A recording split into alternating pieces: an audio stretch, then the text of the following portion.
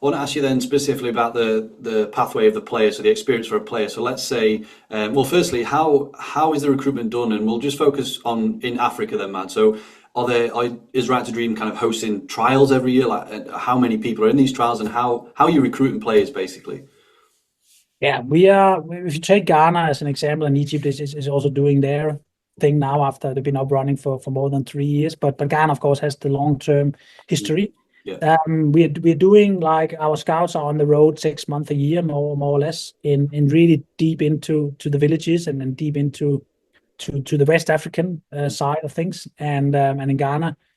And then we have what we call sweeps, where we organize local tournaments or local games in certain areas. Of course, now with Ghana, you have a lot of history, Yeah. where, for example, you can find out, well, this area has statistically proven to be talented, for example.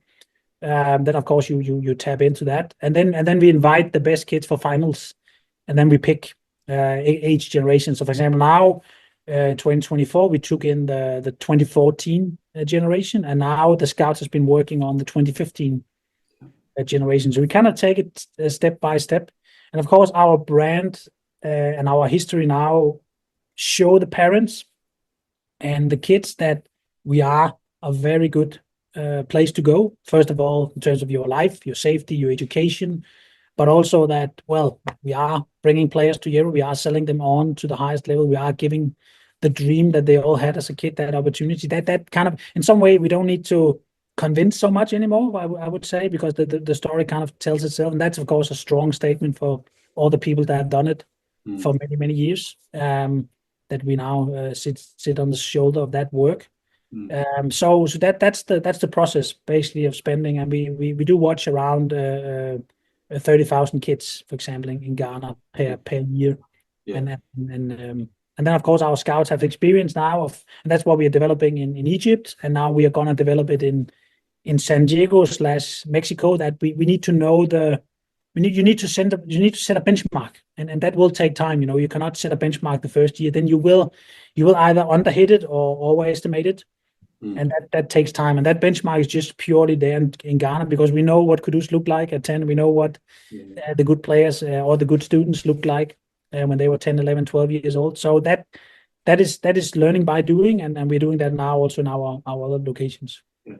Perfect. So you're bringing them in sort of 10, 11-year-olds, and you mentioned that kind of commitment until they are 16. So how many student athletes are given is it a full-time scholarship? How does it look? And are they there with education, playing? Because I suppose there's more to it than just the football as well. Yeah, that's my point. We actually all of them also doing a cognitive test, Mm. because again, we're not bringing a player just because we can see, oh, he's a really good under 10 player, and then we take the risk at 16 that he's standing there, didn't make it or got injured, whatever can happen, and then he has zero other opportunities. That's the opposite of what Right to Dream stands for.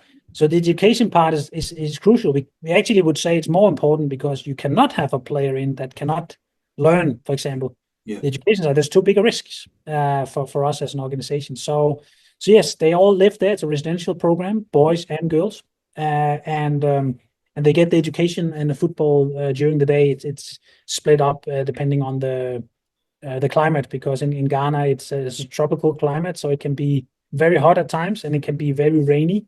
Yeah. So of course that needs to be um, kind of split between when is it probably to do school and when is it best to do football. But it's integrated, and it's a campus, and it's just 2 hours drive out of the capital, Accra.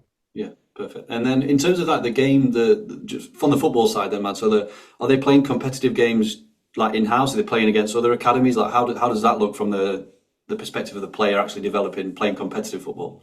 Yeah, that has been the most challenging Mm. element of having a football academy in West Africa. That it's difficult to find good games, to be honest. And yeah, I'll come back to it, but I'll just jump a little bit. But our interesting experience starting up in Egypt 3 years ago, where the challenges are a little bit the same. It's not so easy to find quality games week in and week out. Yeah. So we kind of, both in Ghana and Egypt, we didn't sign up for any tournaments. We don't play in any official leagues. Mm. And what, for example, in Egypt has shown is that when you focus more on training, it actually maybe I'm not saying you can never play a game. I think that's probably a little bit naive to think as well. But development-wise, we've actually upgraded on the training, and the development is going extremely well on the players. So I think sometimes we as coaches overestimate games. We think that, oh, just give them games. They need to play games. I think actually what they need is really good, deliberate football education by training. Then sometimes, of course, you need to test what you have learned. But what we realize, for example, going back to your question in Ghana, is that the way Ghanaian football is played is very physical and very man orientated. So actually, it's difficult to test some of the things that we have learned because the rhythm of the game is so different. I mean, for example, we teach our players to press high as often as possible in a structured way. Well, the goalkeeper smashes it 60 meters every time he gets the ball.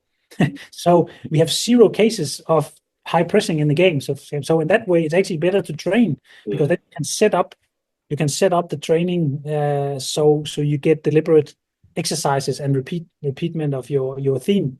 But of course, what we have done is to kind of overcome that challenge. Is we have developed something, we call it our 5th academy. So if the listeners did pay attention, they would realize that I mentioned we had 4 academies. We call this our 5th academy, and it starts when the players turn 16. So it's a 2-year program from 16 to 18 called International Academy. So in short, IA.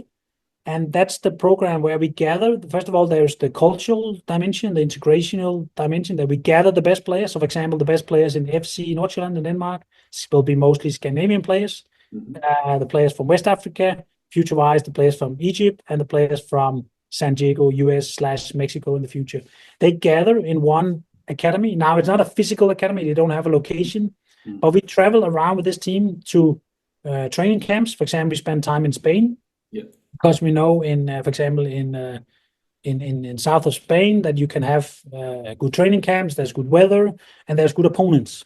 We play senior first teams, for example. We played Ukrainian Premier League teams. We played Norwegian Premier League teams. So really top opponents for these 16, 17-year-old kids.